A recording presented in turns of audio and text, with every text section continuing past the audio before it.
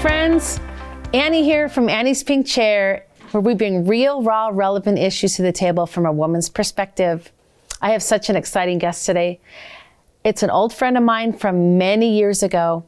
I did this film from I Am Second in a white chair, kind of inspired by that actually. As you see, I'm sitting in a pink chair now with the room well lit.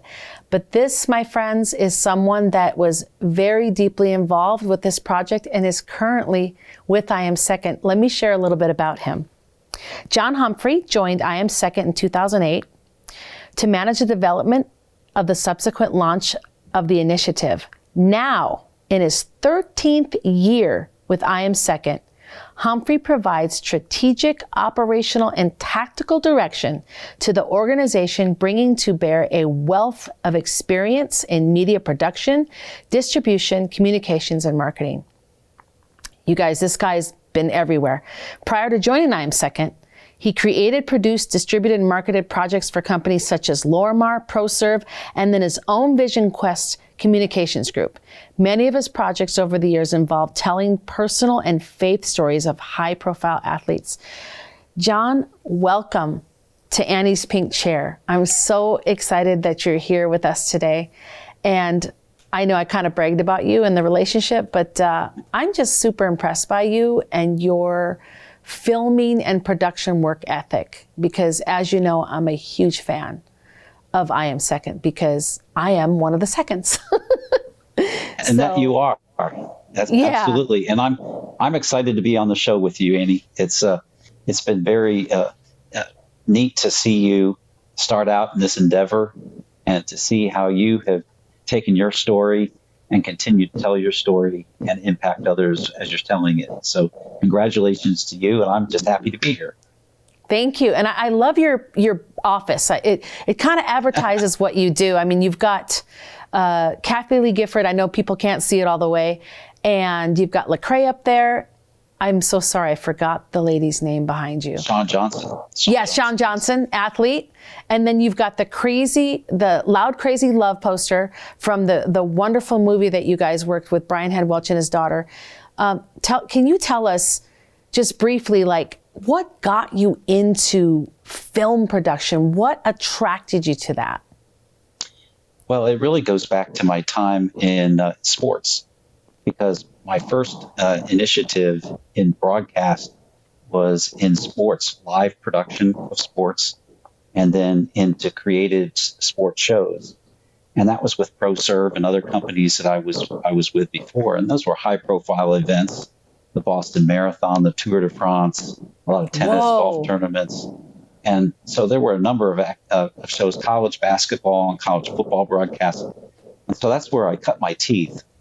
But it really wasn't until later in my career when the opportunity came to go into ministry.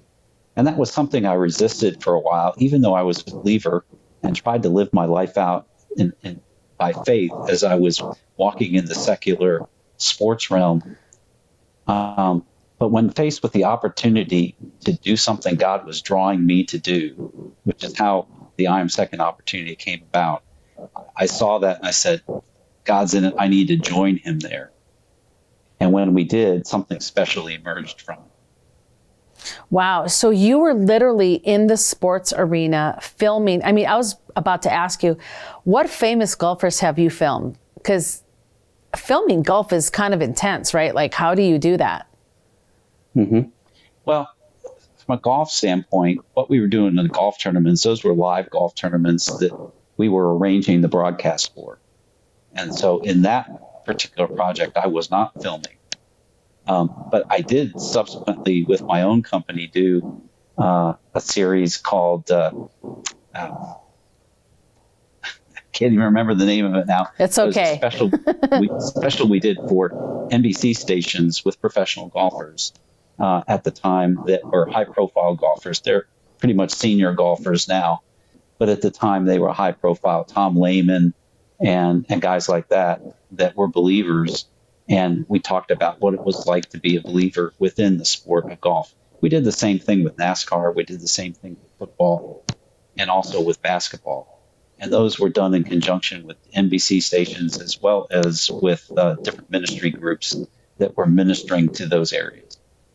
Wow. So did you find in that field that you were seeing a lot of crazy things happen? Like, don't let me mention it, but parties, get-togethers with high-profile people, anything goes, at those parties, and maybe a lot of like compromising going on where now these people are so famous, John, that they just don't have any more boundaries anymore. They're just literally letting anything happen because now they have the fame, the fortune, they have the money to do what they want.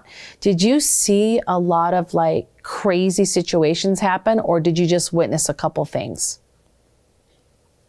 Personally, I didn't find myself in those situations, but in talking to people that were in that sport, and in particular athletes, yes, it happens all the time. Right. And you read about some of the things, but generally speaking, you just hear about it third hand. I think the biggest thing is that there are some sports where there is a strong influence of ministries in kids growing up, particularly in football. FCA is everywhere in football at the high school level. Athletes in Action is ministering to players at the college and pro level. And so there is a strong legacy within those sports. Some of the other sports, however, they don't have that impact. Yeah. And especially, it's surprising, but in basketball in particular. Right. Right. I've heard that, by the way. I've heard that. There are very few believers, strong believers, and some of it's because of all the temptation that comes along as they turn pro, and the money comes into it. They can get what they want. They have people who are hanging around them all the time. They're on the road all the time.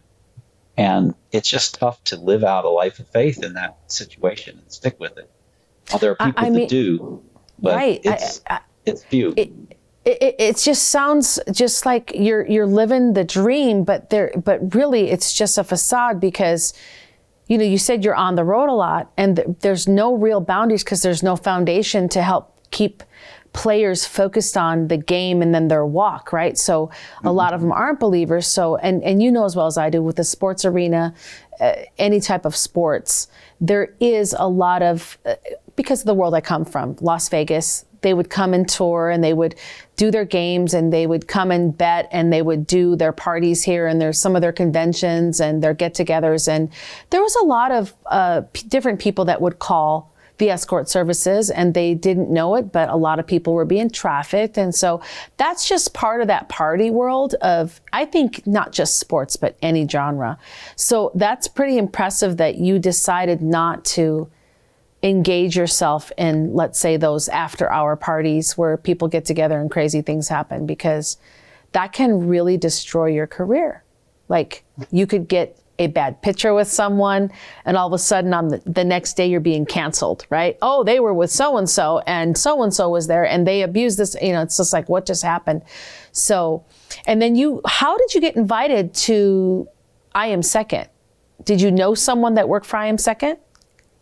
Well, actually, it's an interesting story because I had supported a ministry and people in the ministry at E3 Partners for 15 years and kept up the relationship. And then I got a phone call from a friend who I supported at the ministry who said, "Hey, John, would you come talk to us? We just had this project develop in our midst that I think you can help us with. Would you come and it has a lot of attributes and things that you know about. Can you come talk to us about it?" And it was the I Am Second project. And what was interesting about that is it came out of a collaboration between a man who was very involved with the ministry. He's no secret. It was Norm Miller of Interstate Batteries who helped found it. And it's a conversation between him and E3 Partners Ministry of how can Norm carry out a vision to impact the Dallas-Fort Worth area. And from that conversation was born this idea of what about something in the media And what if it was testimonies that were on a website? And what if there was advertising that went to the local area that could go ahead and promote the website and the films that were on the website and connect people to Christ? And really, that's how the idea was born. It was born in one meeting, and basically the logo and the name I Am Second was born in the next 30 minutes after that. And but they needed somebody to take it from the idea stage into the elements that were involved and also the execution of it, and build out the entire strategy. And that's where they came to me for ideas, and we said, well, let's work together for 2 months to flesh this out. And now it's turned into 13 years. And you know, the first I Am Second, we all know who that is, right? Wasn't it? It was Brian Head Welch, right? Well, he was one of the very first ones. Oh, okay. He's one of the very first ones. We launched with 15. Okay. See, I didn't know this. This is a great background. Yeah. The very first person we filmed was actually Stephen Baldwin. Ah, okay. I've seen his I Am Second. Very powerful. That's right. Right. But Brian's was one of the first 15 that launched in December of 2008. And obviously, it was the first that went worldwide. You know, people in Russia within a week were wanting to engage with it, translate it into Russian. And it was just an amazing thing to see. Yeah, you guys did. I have to compliment, because your videographers, your directors, everyone involved in the project, it's such a great experience. But just the way that you filmed Brian and the music and the background, it was just so powerful how you presented him. And I share Brian's testimony and many others on the I Am Second with our ladies at Destiny House. Mm-hmm. They're powerful, and they're unique. Everyone's a different time frame, and it's a different subject, and it's just, you can literally get on I Am Second, and I encourage everyone to do that right now, iamsecond.com, correct? That's correct. And go look at the film. How many films have you guys done so far of the short stories? We filmed about 150 of the short films. And then we have 3 documentaries that we've done, 1 long form and 2 short forms. Okay, so what is your first long form documentary? Is that the one right next to you? That's the Live Crazy Love, yeah. That's the long form. And it was great because that was basically Brian's story that we started with in 2008 with the short film. Mm-hmm. As it was unfolding with him returning to Korn and working with his daughter and seeing her grow up and really coming full circle of him going back to Korn and seeing his daughter graduate and grow into a young woman. Yeah. Isn't Janaea great? Oh my gosh. She's such a doll. I'm so excited to talk about that and the project. Now, the other 2 that you did, what films are those? Sure. One is called End of Malice, and that is with a former rapper who used to go by the name of Malice, but now he calls himself No Malice. And that was really just talking about his journey in the rap world. And then the last one was this one called Many Are the Wonders. And that features the story of a young boy in his last few months of terminal brain cancer. But even in those last months, he was still having a huge impact on his schoolmates there in middle school. And his whole family was making an impact in his community. But those are the 3 longer form projects that we have, besides the different share films that we have on the website. So are you guys thinking about doing more long-term films as part of your morphing, so to speak, and touching different areas of, the media genre? That is definitely out there. It really just depends on the right project at the right time. Actually, right now, a lot of money. Sure. A lot of money, thousands and thousands and thousands of dollars and millions of dollars sometimes, right? That's right.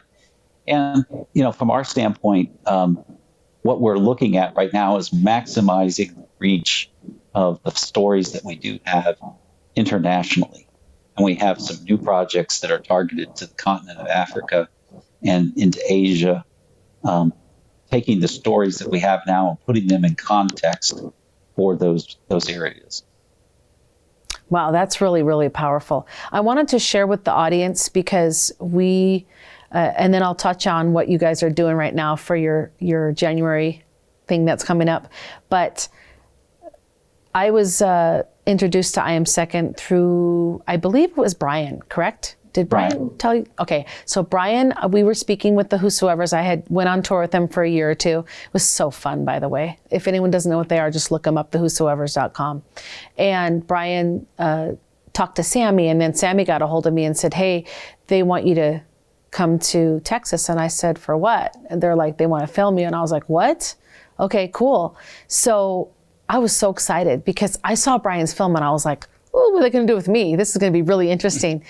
And so I ended up, the night before this happened, I had a pain in my stomach or something, pancreatic attack. I'm not sure what it was, gallbladder attack. I went to the hospital. I was there till about 5 a.m. My plane left at 7 from Las Vegas to Plano. Oz was out of town on tour with Stryper. So I'm just like, I'm in this pain. I'm going to have to call him and cancel. But right about at 5 o'clock when I left the hospital, and I had already packed, thank goodness, the day before, so I was ready to go. I got home and I was like, you know what? I'm going to do it. I'll just push through. I didn't sleep. I mean, literally, I'm in a bed at the hospital all night long going, ow, I'm in pain. They're like, we can't find anything wrong. So don't you think that's just like the enemy to try to stop something? Mm-hmm. So I got on the plane. I slept an hour. You guys picked me up. I got to the studio, which is huge. It was a warehouse. Is it still in the same location? Yeah. Uh-huh. I mean, it was just incredible. Your guys' building was just nice inside and spacious. And I go and sit down and I couldn't believe the way you guys did this because, of course, I had a makeup artist. I had the hair person. It was awesome. I sat in the chair. You told me to just wear black or, don't wear a lot of color. Just wear something plain. And then I did, except I had to put lace on with my shirt, whatever.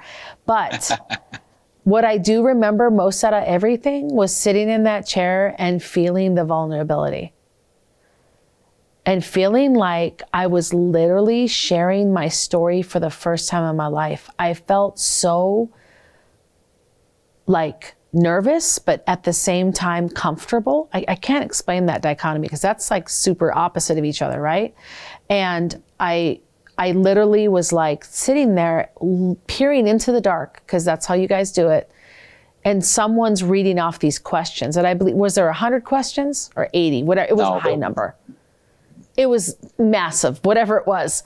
And all I could do was like, okay, I have to focus. I have to answer these questions. And I remember crying and stopping because I couldn't contain my emotions. And I had no idea how you guys were going to piece it together. And so I left thinking, I feel like I messed up and I didn't do a good job. But isn't Jesus great? Because you guys managed to take it and piece it into this beautiful, poetic, painting of what happened to me when I was trafficked. And I watched it for the first time, John, and I'm not going to lie. I'm going to get teary-eyed right now. The part where you play the music box, I don't know who thought of that idea, but it just whoa, when I said I'm beautiful, I'm loved, I'm chosen, and that brings me peace. And I was just like, I don't remember saying any of that. I don't remember saying I'm set free. I don't remember even saying little girl lost. Literally, I felt like that was totally the anointing of the I Am Second team and the blessing on the ministry and the anointing that happens when someone is being filmed in your building. There's something really special. So that being said, I believe it's changed my life just to be sitting in that chair and becoming a second. And I believe the work that you're doing is life-changing, not only in my life, but literally the ladies that we work with. We send them the I Am Second videos and we show them the videos and they get so much out of it. Not everyone's been trafficked on your videos, but it doesn't matter because every story touches on depression, loss of hope, suicide, grief, right? Addiction, major one, right? That's a great one. Of course, my story and what happened to me, but all kinds of success, major success and money, and then losing everything like overnight. Like it just blesses so many different areas of people's lives that struggle deeply. And I really believe that God is going to expand it to a new level. And I'm really excited for you guys. And what I want you to do is tell people right now what you guys are doing right now with that campaign, the one that's going to go viral, the one that's going viral right now. Sure. Well, historically, our films have been targeted to non-believers, and they still are. I mean, we make all of our content for the person that doesn't know Jesus. Believers can go ahead and enjoy it. They'll be moved by it, hopefully moved to action. But the content that we film is for anybody to go ahead and consume. What we're trying to do is to have people that consume the content go from viewing to doing. And we know that it takes steps. People aren't going to go ahead and immediately move from becoming a new believer or being a nominal believer and then go out in the middle of the street and start proclaiming Jesus. But there are steps that people can take to get there. And one of the first steps is to know your own story. What testimony do you have? Now, when you mention the word testimony to someone, they feel like they got to stand up at a pulpit, come up with a sermon, and tell their story that way. Right. And that's not what we need. The first thing we can do is how can we know our story well enough to go ahead and to tell it to somebody in a natural conversation. Right. And so we have created some tools to help people to do that. And one of those is we've put in the form of a challenge. Everything in social media is a challenge these days. Oh, I love it. Challenge. I Am Second challenge. Right. So we call it the My Second Story Challenge. And by doing that, people can learn a simple template that helps them to craft their story and to be able to say it in less than 30 seconds. Now, it doesn't have to say it 30 seconds if they're having a conversation with somebody and they want to take 45 seconds or a minute and hit some, points that would really connect. That's fine. But at least you have the basis for your story down to an elevator trip with someone. Or you happen to bump into somebody and you say, oh, yeah, I struggled with that too. Because there was a time in my life where I was this and this, and then somebody told me about Jesus and showed me this. Right. And since then, I've been able to live this way. So that's the basic formula, and it's real easy to learn, so it becomes natural. And so we have launched this My Second Story Challenge this fall in somewhat of a beta version with the hope that more people around the country and around the world will start using this and take an additional step, which is to go public with it. Put it on their social media. Right. Go ahead and share it. I've already done it. You've already done it. There are others that have done it too, but we think that there are more people out there that Let's invite people right now, friends, people that are watching this, people that are listening on the podcast. John's inviting you to come and do the second challenge. I'm probably saying it wrong. John, say it again. It's the My Second Story Challenge. And the best place that they can go, they can find out this information at iamsecond.com/MSSC. It stands for My Second Story Challenge. So iamsecond.com/MSSC. And that's on the screen, friends, right now. You see that. It's on the screen. So, John, this has been wonderful. I feel like I could talk to you longer, and I know we don't have a lot of time. And how can people get a hold of I Am Second and also promote I Am Second? And it's nonprofit, right? Absolutely. So you guys need donations. Tell them where they can go to support and encourage and donate to your guys' endeavors. Sure, there's a number of places. Obviously, our website, iamsecond.com, has the ability for all of those things. For donate, to watch the films, to connect with us. We actually have a community for free that they can join that gets them additional items to help them in their walk, their daily walk. So there's the iamsecond.com website is the hub, but we're also on social media on all the different platforms, from Facebook to Instagram, Twitter to TikTok. You know, we're on all those places, and they can find us at iamsecond.com there.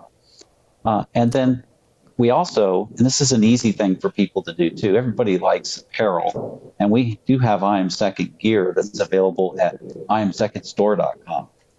And that's just a way to start conversations, whether it be a wristband, which, you know, we all been wearing. I have some. I didn't bring it today, but I have some. To a t-shirt, to a cap. It's just a way to start a conversation. And when you start a conversation and you know your story, you can connect with someone. And when they want to know more, then you can share God's story. Right on, John. Thank you so much for sharing and being on our show today. We're just so happy that you came on Pink Chair, and we can't wait to see what I Am Second's about to do next. So God bless you. Have a wonderful weekend, and we'll talk to you soon, okay? Sounds great. Thank you, Annie. Hi, friends. I want to talk about our nonprofit today. It's called Destiny House. And it's a place where ladies that have been in the sex industry, ladies that have been sex trafficked, can come and live and recover from their lifestyle. Basically, it's this: to dream, discover, develop into the perfect destiny that God has for them. It's 9 to 24 months, and we're so excited because we're actually going to be opening up our second home called Dream House. And this place is a place where ladies can come after the first program, and it's more independent living where they'll have their jobs and their schooling that they're doing, and they can become more successful, because we know that trauma and complex trauma is real. And that's why I want to ask you today to please consider to partner with us, because most, if not all, of these ladies come to our program and they're completely broken. They've got heavy complex trauma, which comes with so many different issues and comorbidities that they need help just to get stabilized and to get their mind and their heart right and to get healing from that deep trauma. And we have great programs. When these ladies come, they definitely get their healing and they get a brand new start and a brand new life of promise, hope, and a great future.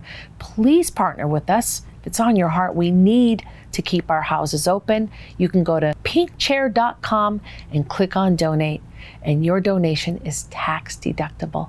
Thank you, everyone.